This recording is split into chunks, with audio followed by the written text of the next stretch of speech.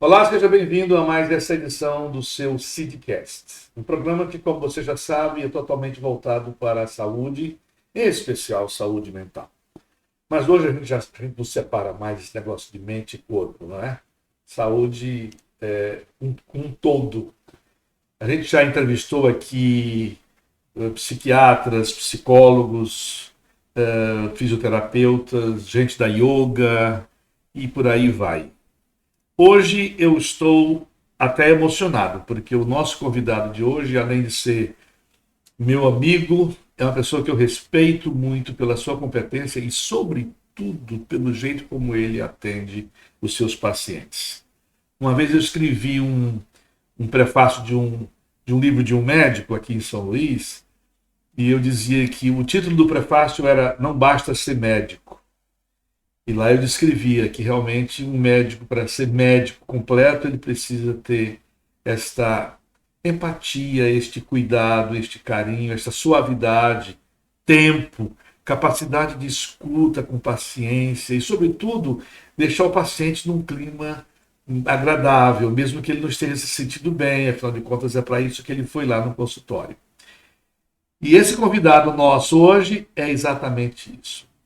Além de competente, é uma pessoa que atende a gente como realmente, como se fôssemos realmente da família.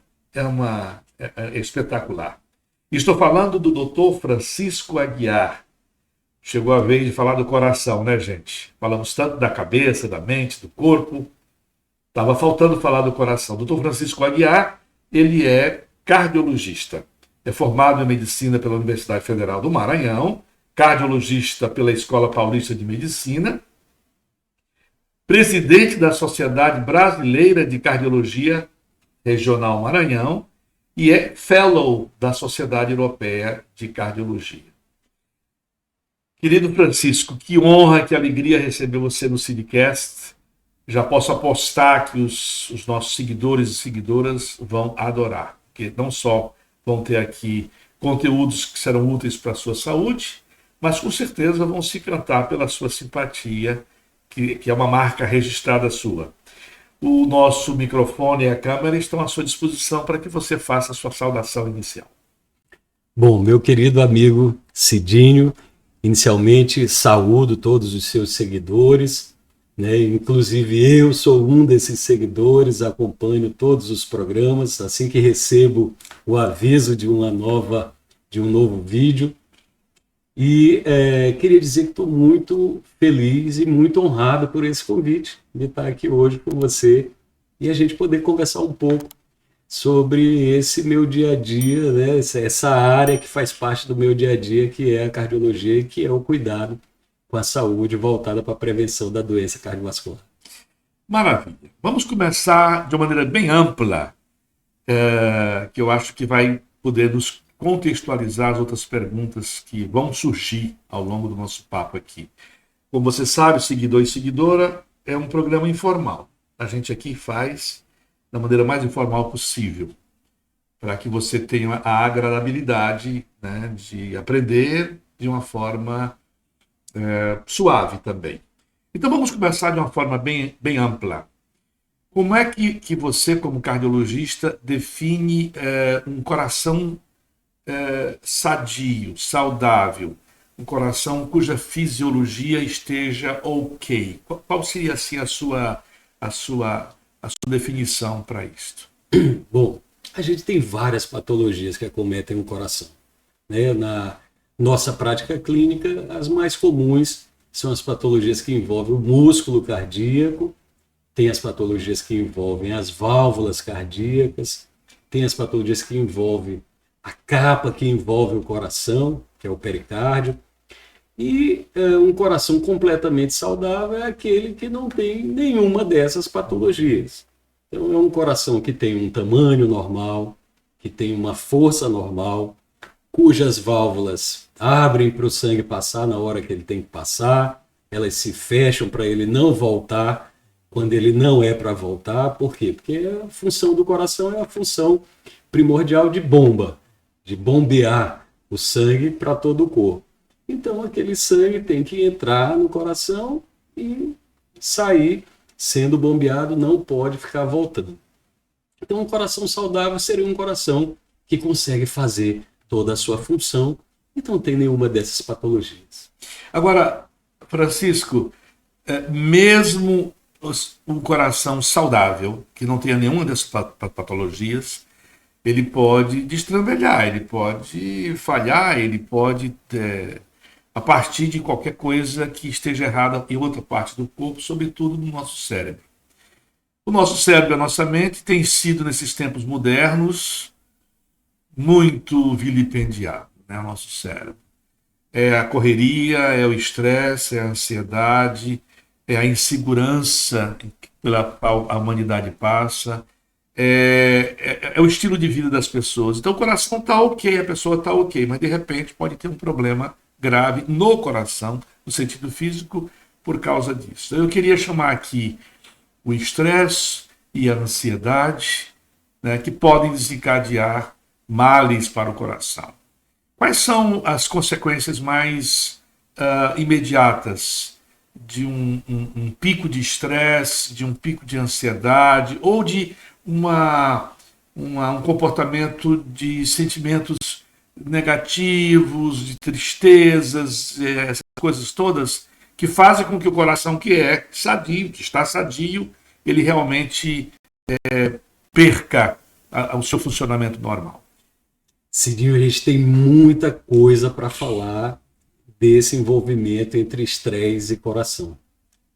Mas eu queria começar dizendo que um estresse muito grande, uma crise de estresse muito intensa, ela pode levar a um infarto do coração, um infarto do miocárdio. Num coração praticamente normal. Você pode ver isso num coração praticamente normal. Então, tradicionalmente, o infarto ele é causado pelas placas de gordura que se acumulam nas artérias do coração, que são as coronárias, e essas placas podem se romper e fazer o infarto. Esse é o infarto tradicional. Hoje a gente tem um tipo de infarto chamado MINOCA, M-I-N-O-C-A, Myocardial Infarction with Non-Obstructive Coronary Arteries. Minoca. Desculpa esse inglês aí. Não, tudo bem. Minoca, né? É o infarto do miocárdio com coronárias normais, sem obstrução. Então, eu já trabalhei em UTI, hoje eu estou mais no consultório, mas eu me lembro de uma senhora de idade, seus 80 anos, ela recebeu um desses telefonemas, desses falsos sequestros, e a pessoa gritava do outro lado: "Ô, minha mãe, me socorre, minha mãe, me socorre", e ela acreditou que era a filha, como a gente vê muitas vezes acontecer. E em seguida ela começou a passar mal. E ao chegar no hospital, a característica toda é de um infarto. A gente faz um eletro, o eletro é o eletro de um infarto. A gente dosa os exames de sangue, as enzimas cardíacas, e elas são alteradas compatíveis com um infarto. Você faz um ecocardiograma, que é o ultrassom do coração, e você vê o coração com uma alteração. Uma parte do coração para de funcionar como se ela tivesse tido realmente um infarto. E você faz o cateterismo e ela não tem nenhum entupimento.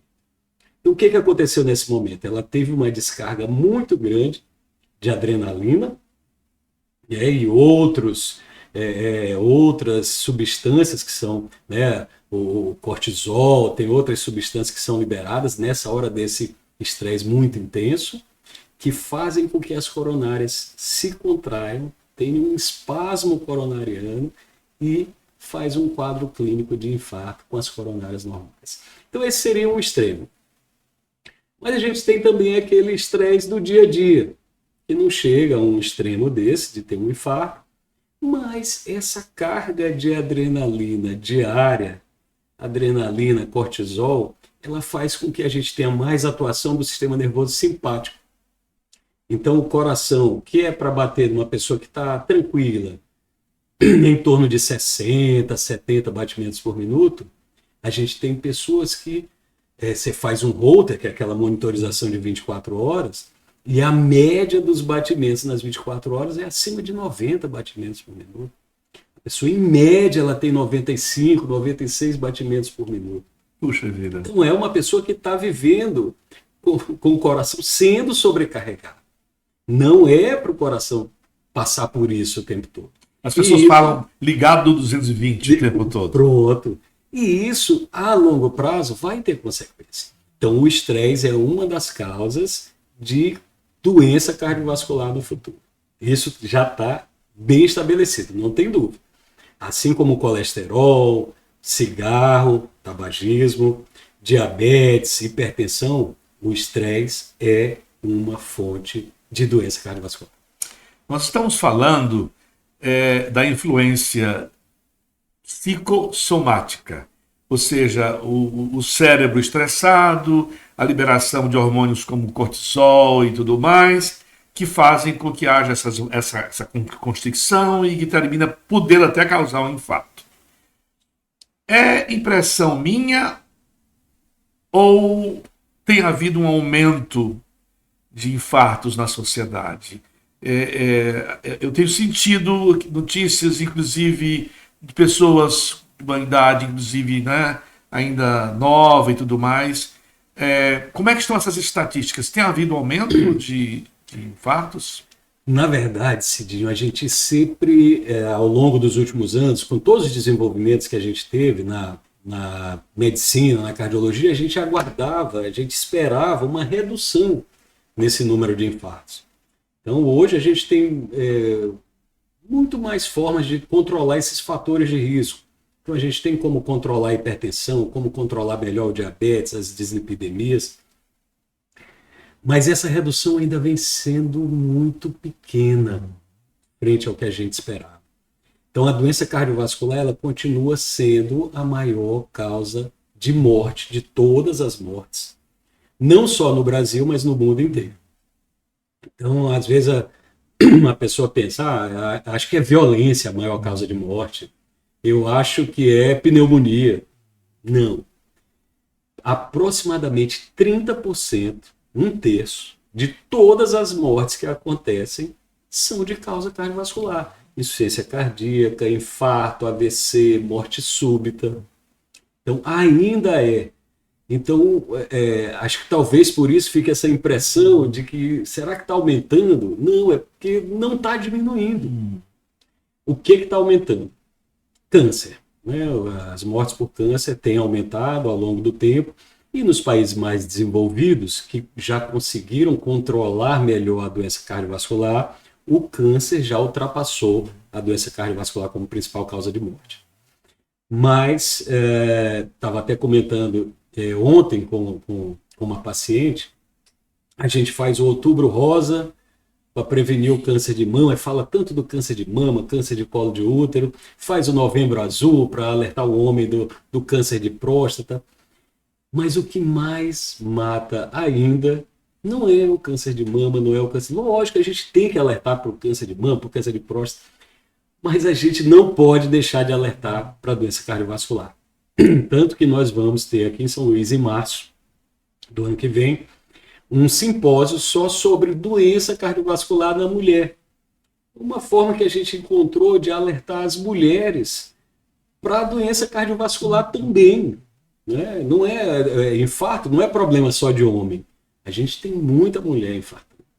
Né? Principalmente quando a mulher, por exemplo, passa da menopausa. Existe um efeito protetor dos hormônios até a idade da menopausa. Depois da menopausa, ela começa a ter um risco igual ao do homem. E antes da menopausa, a gente vê muito nas mulheres tabagistas. Essas aumentam muito o risco de ter um evento cardiovascular. Pois é. Seguidor e seguidora, eu avisei a vocês, né, que o programa dessa vez não ia ser apenas agradável, mas ia ser uma aula de vida para a gente. E está sendo. E eu conto com a sua inscrição. Aí embaixo está aparecendo agora inscreva-se e depois tem um sininho, né? Clique no inscreva-se, clique no sininho para que você saiba quando tiver um programa novo. E, sobretudo, repasse nos seus grupos esse link, porque quanto mais pessoas estiverem sendo informadas, mais a gente pode diminuir essas mazelas de males, né, que afetam a humanidade, sobretudo neste momento. E eu falava com o Dr. Francisco ainda há pouco sobre essa influência da mente para o corpo.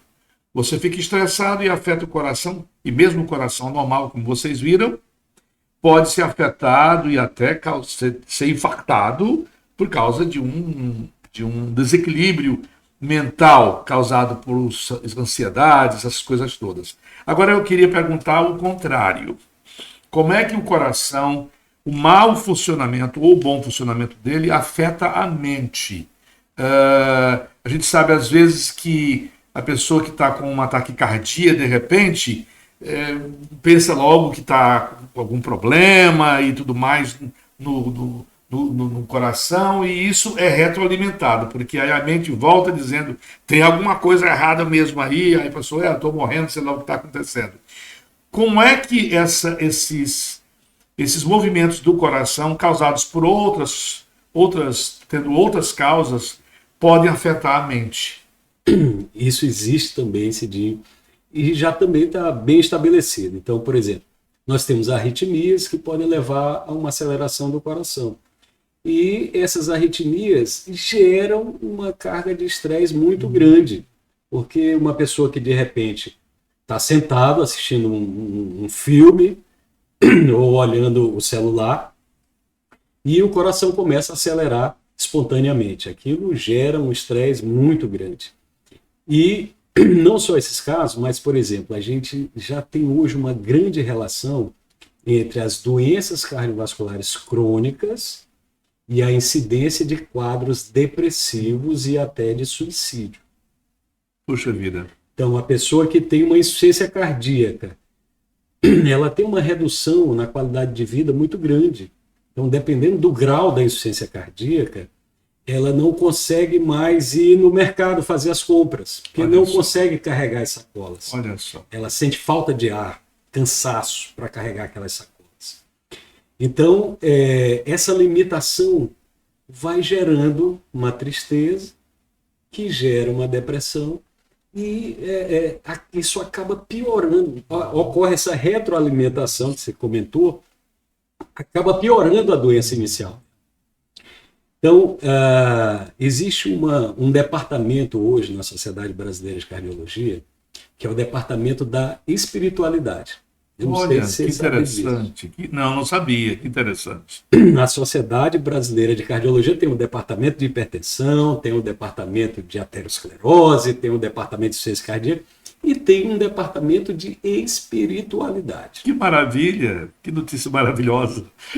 E esse departamento lá, os estudos que são feitos e que são acompanhados, os cursos, eles mostram assim, o que é espiritualidade? Não é a mesma coisa de religiosidade. Isso você sabe melhor do que eu, melhor do que nós cardiologistas. Uma coisa é religiosidade e outra coisa é espiritualidade. A espiritualidade é você procurar ter aquela paz de espírito, procurar se conhecer, ter empatia, ter compaixão, não necessariamente ligado a uma determinada religião, a um determinado culto. E existem vários trabalhos científicos feitos, né, de forma rigorosamente científica. Você seleciona os pacientes, você analisa todos os dados daqueles pacientes, como que está o grau do problema cardíaco dele, os exames de sangue, os exames de imagem, e você compara só a diferença de espiritualidade entre um grupo e outro. Então você aplica um questionário e você diz, esse aqui ele tem uma espiritualidade maior e esse aqui tem uma espiritualidade menor.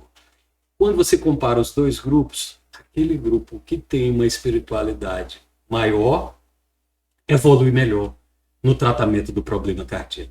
Então, insuficiência cardíaca, diferença de 20%. A gente tem trabalho mostrando redução de 20% na mortalidade total. Puxa vida. Então, você tem os pacientes, eles têm o mesmo problema, estão recebendo a mesma medicação, a mesma orientação, e aquele que você viu que ele tem uma espiritualidade maior, ele morre 20% menos. A chance dele morrer é 20% menor.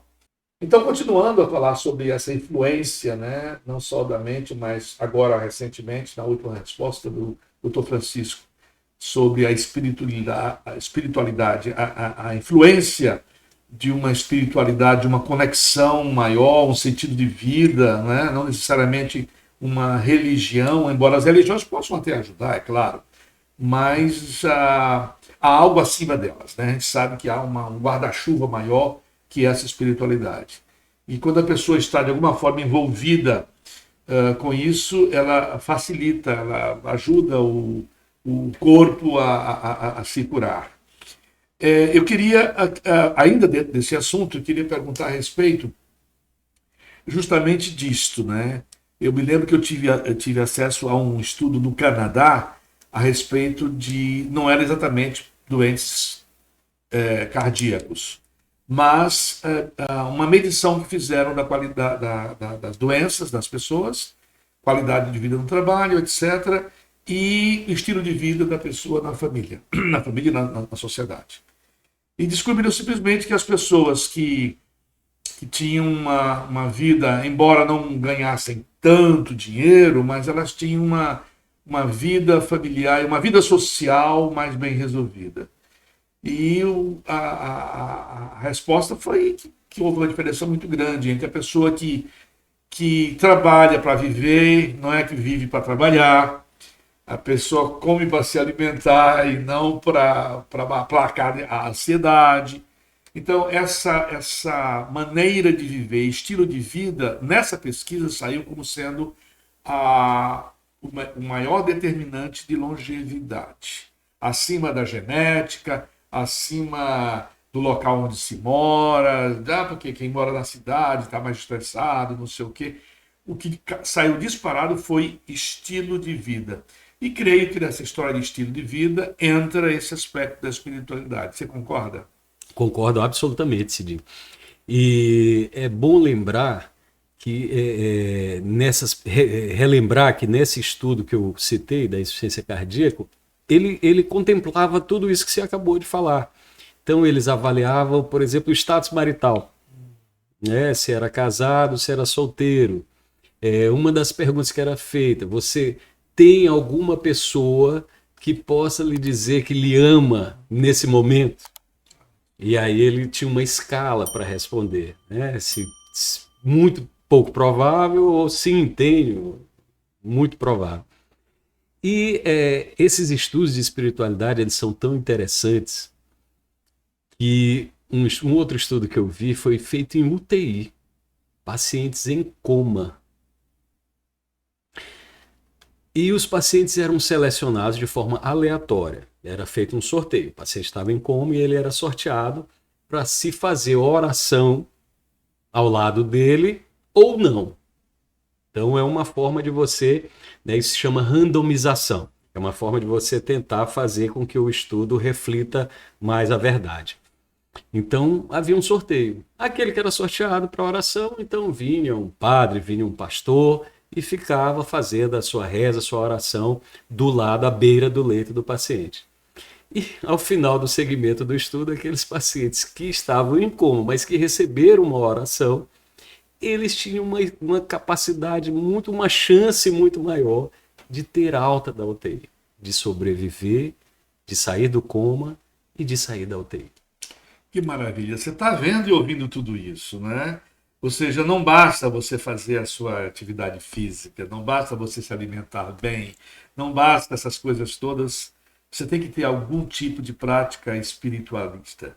Uma prática onde você se conecta com o Criador, com a criação, com a natureza e tudo mais. Eu queria voltar agora um pouco, porque eu sei que tem... Eu tenho certeza que o seguidor e a seguidora estão querendo que eu toque nesse assunto. Porque nós estamos falando para muita gente...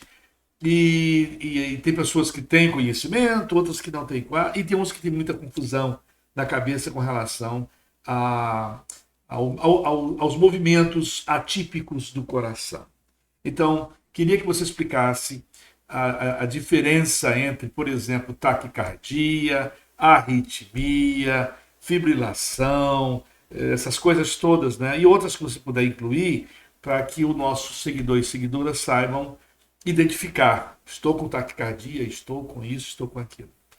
Bom, o ritmo normal do coração, né, ele é chamado de ritmo sinusal. Esse é o ritmo normal do coração, é determinado por um pontinho que a gente tem na parte de cima do coração, chamado nó sinusal, ele que dispara automaticamente uma descarga elétrica que vai fazer o batimento cardíaco. Em média, esse disparo ele faz em torno de 70, 80 vezes por minuto, em média. Então, por isso que o nosso coração bate, em média, 70, 80 vezes por minuto. O valor considerado normal é entre 50 e 100. Então, lógico, quando eu estou dormindo, né, em repouso, ele vai se aproximar dos 50. Quando eu estou nas atividades do dia a dia, ele vai se aproximar dos 100. Fora desse ritmo normal, dentro dessa faixa, a gente tem as bradicardias. Brad é quando ele bate mais lento, abaixo de 50. E as taquicardias, que é quando ele bate acima dos 100 batimentos por minuto. Existe uma classificação enorme dessas arritmias, essas brad e taquiarritmias. E você falou em fibrilação, é interessante falar porque existe uma arritmia chamada fibrilação atrial, que é a arritmia mais comum no idoso. Então, acima de 80 anos, até tem estudos que mostraram até 20% de prevalência dessa arritmia no idoso. Então, passou de 80, de cada 5 idosos, um vai ter fibrilação atrial. Em média, 10%, mas estudos com até 20%. Essa é uma arritmia onde esse pontinho que está lá em cima do coração disparando, ele perde esse comando. E outros pontos ali na parte de cima do coração, que são os átrios, assumem o comando e começam a disparar. E aí é uma coisa totalmente fora do ritmo, porque não é um ponto só disparando, são vários pontos disparando ao mesmo tempo. E aí o coração ele vai bater de uma forma totalmente arrítmica. Então, em vez daquele tum-tá, tum-tá, vai ser um samba do crioulo doido. E isso você consegue identificar muito facilmente até pelo próprio pulso. Se você pegar o pulso, você vai ver que não existe uma regularidade nos batimentos. Então, essa é uma arritmia extremamente comum, fácil de detectar, e a gente tem que procurar essa arritmia. Por quê? Porque ela aumenta muito o risco de um AVC. Então, hoje em dia, a gente, na cardiologia, a gente procura muito identificar esses casos de arritmia, porque existe tratamento, existe como reduzir esse risco. Nós temos medicações novas que estão aí no mercado de alguns anos para cá, que foi assim uma reviravolta nessa área da arritmia, da fibrilação atrial, e a gente conseguiu reduzir muito o risco dos nossos pacientes terem um AVC em decorrência dessa arritmia. Ótimo. Eu queria fazer uma pergunta de utilidade pública, utilidade social. Como as pessoas, os grupos sociais, a família, o pessoal que está trabalhando junto, enfim, podem identificar, desconfiar de que a pessoa está com sinais de infarto, que está infartando. E o que fazer? Porque eu sei que às vezes não é infarto, às vezes é a angina, por exemplo, aquela dor, tal, que aparece e tudo mais. E às vezes é. Então, como e quando identificar que alguém que está ao seu lado, alguém da sua família ou do seu amigo, etc., que está tendo algum tipo de sintoma, mesmo, sabe? Mesmo que a pessoa não tenha nada a ver com a medicina, mas ela pode dizer sinal de infarto, preciso fazer alguma coisa. Quando e como se identificar isso, doutor? Então, Cid, primeira coisa, né? Existe um quadro clínico clássico de infarto, que você suspeita de infarto. E eu vou citar como que seria esse quadro clássico. Mas antes até do sintoma, né, é importante ver as características do indivíduo, da pessoa. Então, se eu pego uma moça jovem de 20 anos, uma mulher de 20 anos, que não fuma, que não é hipertensa, que não tem colesterol alto, que não é diabética, que não tem problema renal, que faz atividade física, qual a chance dessa moça ter um infarto? Muito pequena. Se eu pego uma pessoa na minha casa, o meu pai, um tio, que já tem seus 60 anos, 70 anos, que fuma, que é hipertenso, que é diabético, e ele começa a sentir alguma coisa, a chance dele ter um infarto é muito maior. Então, começa pelo indivíduo. Então, se você está vendo uma pessoa que tem esses fatores de risco para o infarto, que tem uma idade mais avançada, então esse você já tem que ter mais cuidado. Um quadro clássico de infarto seria a dor no peito, que pode acontecer no meio do peito, que a gente chama de retroesternal, por causa desse osso aqui, que é o externo aqui na frente, mas pode acontecer mais para a esquerda, seria a dor precordial, na frente do coração. Essa dor, classicamente, ela é em aperto ou em peso. A pessoa refere como um peso, um aperto. Então não é uma pontada, classicamente não é uma pontada. É um pontinho bem aqui que está doendo. Não, a clássica não é essa. A clássica é um peso, é um aperto, como se alguém estivesse pisando em cima do seu tórax. Essa dor costuma ser associada, pode estar associada à falta de ar, palidez cutânea, suor frio, vontade de vomitar, que são as náuseas e até vômito. Então, esse seria mais ou menos o quadro clínico clássico. Essa dor ela pode sair daqui do peito e ir em direção ao braço esquerdo, pode ir em direção às costas. Então, você está frente a uma pessoa que tem fatores de risco, que está com um quadro desse, corre para o pronto-socorro. A dormência que conta que também as pessoas que estão infartando podem ter uma dormência no braço, coisa parecida, procede? Pode, também não faz parte do quadro clássico, mas você pode sentir uma dormência também, que a gente chama de parestesia, né? Cuidado com uma dormência, então se você perde totalmente a sensibilidade de um membro ou dos dois, do braço esquerdo, perna esquerda, e a força, aí já não seria um infarto do coração, aí já chama mais atenção para um AVC. Tá? Então perdeu a sensibilidade, perdeu a força, já chama mais atenção para um AVC. Mas é muito importante que, frente a um quadro clínico desse, você não fique tentando adivinhar se é, se não é, tentando dar uma água para ver se ele melhora, um leite, um comprimido de pirona, de AS. Toma um AS e vê se melhora. Frente a um quadro desse, leve para o pronto-socorro, leve para uma emergência.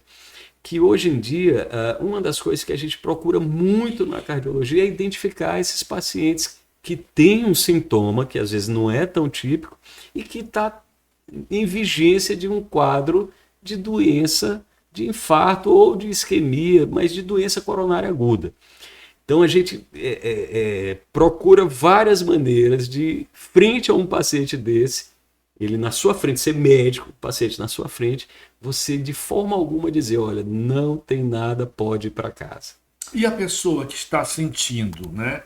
Mesmo que ela saiba quais são os sintomas de um infarto ou coisa parecida, ela está sentindo um mal-estar e aquilo está se dirigindo para o peito e tudo mais. Pode ser um aperto, pode ser esse peso que você falou, e ela está sozinha, né? Que medidas, que atitudes ela pode tomar, além de, claro, imediatamente procurar, telefonar para a ambulância, essas coisas. Perfeito. O que ela pode fazer para, digamos, atrasar um pouco qualquer estado agudo daquilo que poderia acontecer? Que recomendações você daria? Então, existe uma recomendação que não é fake news, não é recomendação de WhatsApp. Né? Essa história da aspirina, se você tiver em casa aspirina e mastigar 3 aspirinas de 100 miligramas, aspirina infantil, isso você já está se prevenindo, já está dando, de alguma forma, reduzindo o seu risco de evoluir para um quadro mais sério, se tiver em vigência mesmo de um infarto. Isso é uma coisa que faz sentido. Então, vale a pena a questão da aspirina, desde que você não tenha contraindicação para o uso de aspirina. Então, existem pessoas que têm alergia à aspirina. Sim, Então, sim. se é alérgico à aspirina, eu sou alérgico, mas eu estou com uma dor no peito, eu vou arriscar aqui tomar essa aspirina. Não faça isso. Você está em vigência, acabou de ter um diagnóstico de uma úlcera de estômago, que teve até um sangramento, você está tratando, e aí chegou em casa, sentiu uma dor no peito, eu vou tomar aspirina. Não, calma, não é para todo mundo. Eu estou citando algumas exceções, mas a maioria não vai ter contraindicação à aspirina e pode usar a aspirina enquanto chega ajuda, enquanto ela chega no pronto-socorro. Uso e abuso do álcool.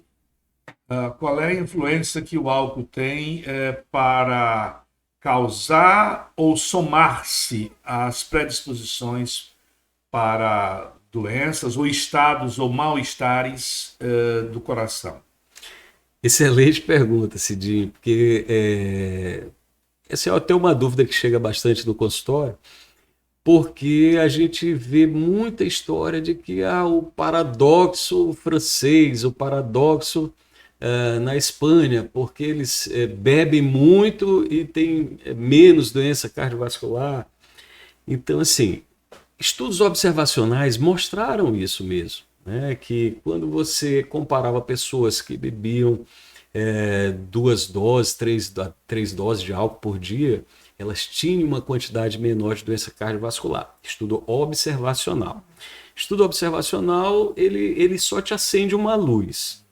O estudo que me diz a verdade é o estudo clínico, randomizado, duplo cego, controlado, são os grandes ensaios clínicos que a gente faz hoje em dia com a maioria das medicações antes delas chegarem no mercado. Então eu precisaria, para ter certeza que o álcool faz bem, ir selecionando as pessoas.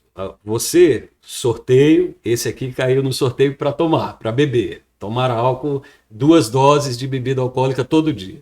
Você caiu no sorteio para não beber. Você vai ficar abstêmio, não vai beber.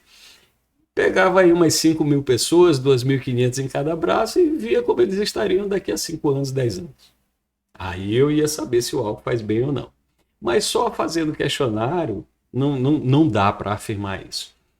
O que Existe a gente... esse estudo? Não, esse estudo observacional existe. Mas não. Prospectivo, não. Não tem. E aí, o que a gente tem hoje, depois de várias reuniões e tudo? Quem bebe bebida alcoólica, a gente recomenda que procure manter a moderação. Aquela história. Beba com moderação. O que é moderação? Até 2 doses para o homem e 1 dose para a mulher, por conta de diferenças na metabolização hepática entre o homem e a mulher. Então, 1 dose de destilado, ou 1 taça de vinho, né, ou um chopp de 300 ml. Então, até 2 por dia, você não teria nenhum malefício para o sistema cardiovascular. Então eu não bebo e o vinho pode fazer bem para o meu corpo, doutor, eu li alguma coisa e tal, então eu vou começar a beber para ganhar um benefício cardiovascular. Nós não recomendamos. Por quê? Porque o álcool ele não tem relação só com o coração. O álcool ele pode afetar o seu estômago, né? Você pode ter uma gastrite, ter uma úlcera, dependendo da quantidade. O álcool vai afetar o seu fígado, né, que é o principal órgão, que tem que fazer o metabolismo do álcool. Então, a gente vê casos de cirrose alcoólica, isso aí é uma realidade. Então, a gente vê cirrose, câncer de fígado por álcool. Câncer de bexiga, câncer de boca, câncer de estômago, tem relação já, o álcool já teve relacionado com esses cânceres. E a parte social. Então, o alcoolismo pode levar a um aumento de violência, um aumento de acidentes automobilísticos, a violência doméstica, pode aumentar casos de depressão, de ansiedade, até mesmo de suicídio. Então, o álcool, quem não bebe, nós não recomendamos começar a beber atrás de um provável efeito benefício para o lado do coração, porque ele tem muitos outros malefícios. E para quem bebe, moderação é a palavra. Moderação.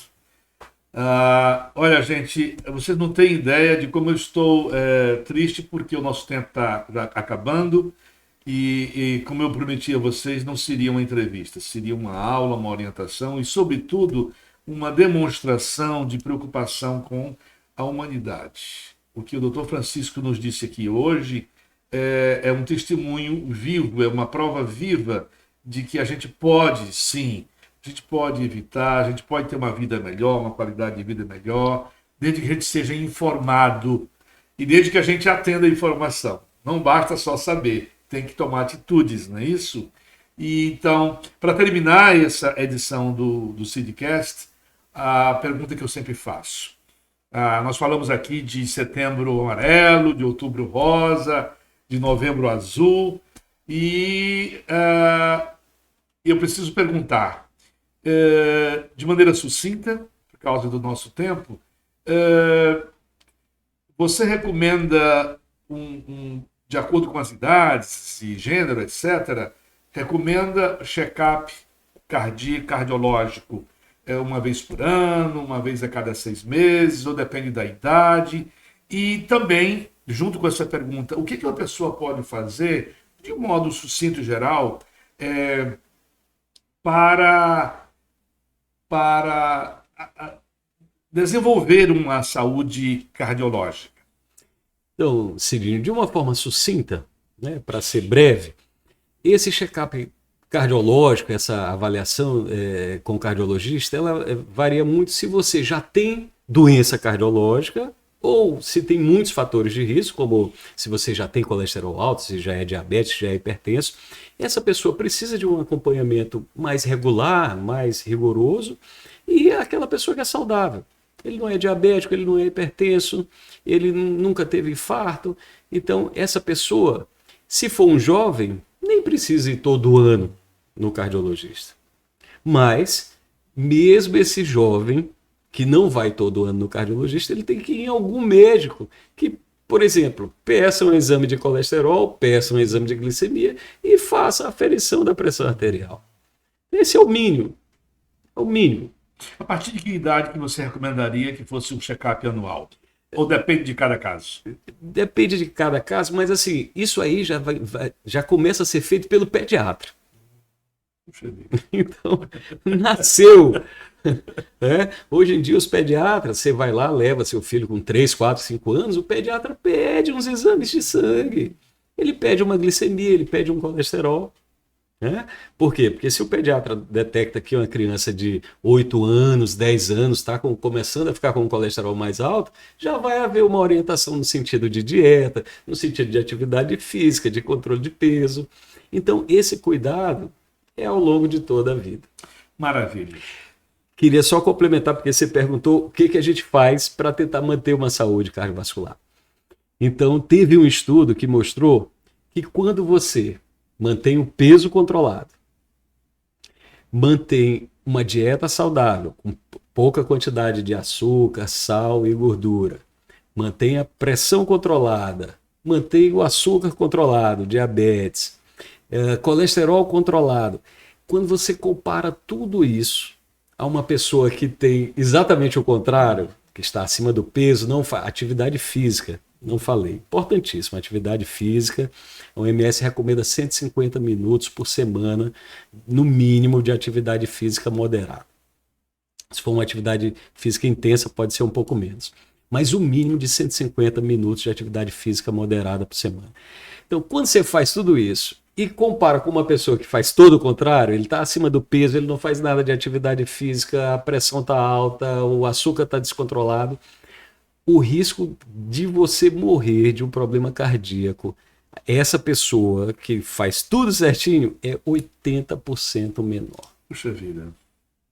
Altamente significativo.